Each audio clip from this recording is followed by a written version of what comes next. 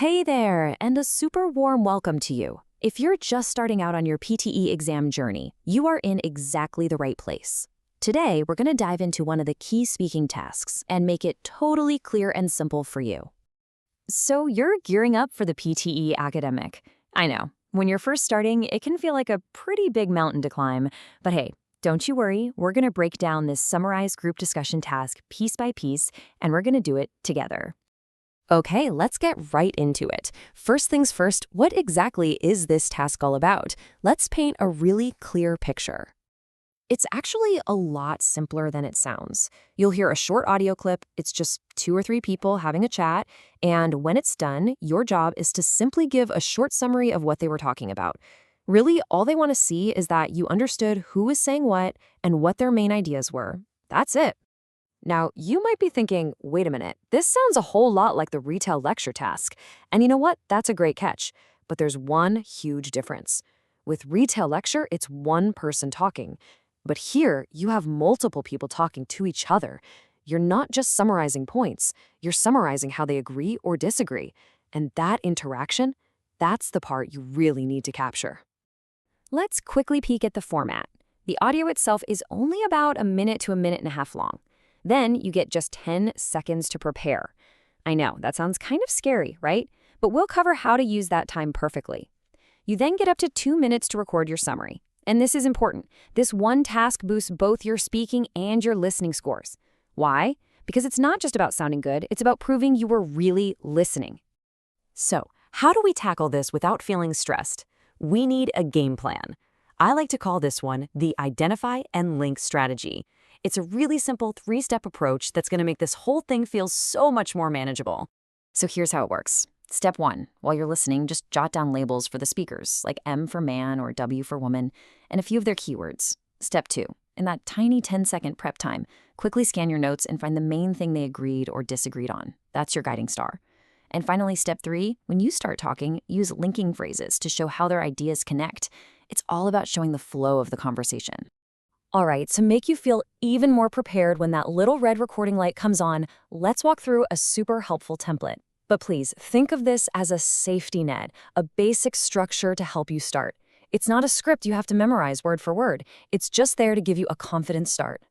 You can keep your opening super simple and direct. Just say what the main topic was. Something like, the group discussed the topic of working from home. Boom, that's a perfect, solid start. Okay, next up is the body, the main part of your summary. This is where you bring in what the speaker said. You can mention the first speaker's point, and then, this is the key, you connect it to the second speaker. That one little word, like agreed, disagreed, or in response, is magic. It shows the computer you understood how the ideas related to each other. That's where you score the points. And finally, you want to wrap it all up with a nice, neat bow. Just briefly state what the final outcome was. Did they decide on something? Did they agree? You could say, overall, the discussion concluded that a hybrid model was the best solution. It just ties everything together perfectly. And listen, here's a little secret that should take a ton of pressure off. You get up to 2 minutes to record, but you do not have to use all that time. A really good, clear summary that's somewhere between 60 and 90 seconds long is absolutely perfect. Trust me, quality is way more important than quantity here. Okay, now this slide, this is your secret weapon for a higher score.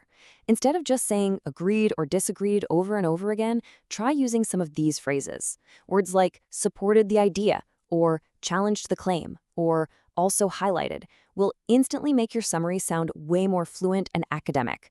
So maybe screenshot this or jot a few down. You know how every test has those little traps that people tend to fall into? Well, we're going to flip that around. By knowing what they are ahead of time, we can turn these common mistakes into your advantage. Let's go over a few pro tips. All right, here are 4 quick tips. 1, those 10 seconds, use them to scan your keywords and organize your thoughts, not to write a novel. 2, make sure you mention every speaker, even if they only said a little bit. It shows you followed the whole chat. 3, try to use your own words when you can. If they say high cost, you can say it was expensive. This shows you truly understand the meaning. And 4, try to speak for at least a minute. A super short answer, like 15 seconds, is just going to miss out on too many points. So we've gone over the how-to, the strategy, and the tips. But you know what might be the most powerful tool you have? Your mindset. Let's talk about a really simple way to think about this whole task so you can stay calm and focused. And this right here is the absolute key. Just forget for a second that it's an exam. Imagine you just got out of a meeting and you're telling a friend about it. What would you do? You'd naturally tell them what it was about, who said what, and what everyone decided in the end. If you think about it that way, it feels so much more natural and a whole lot less scary.